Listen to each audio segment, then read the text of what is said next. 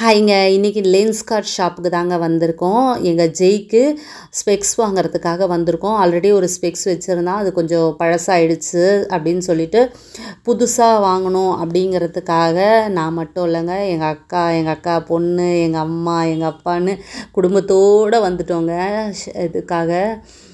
ஆக்சுவலாக அவங்களே நினச்சிருப்பாங்க நிறைய ஸ்பெக்ஸ் வாங்க போகிறோம்னு நினச்சிருப்பாங்க. பட் நாங்கள் வாங்குறது என்னவோ ஒன்று தான்.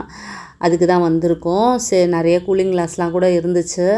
சரி, அப்படியே ஷாப்பை பார்த்துட்டு ஜெய் ஒன்றா செலக்ட் பண்ணிகிட்டே இருந்தான்.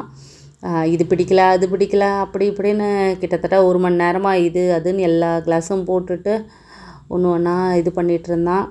ஒன்றா செக் பண்ணிகிட்டு இருந்தான். அப்புறம் அவங்க அக்கா செலக்ட் பண்ண இந்த கிளாஸ் தான் அவனுக்கு பிடிச்சிருந்தது. பட் கண்ணை விட பெருசாக இருக்குது இந்த ஸ்பெக்ஸு.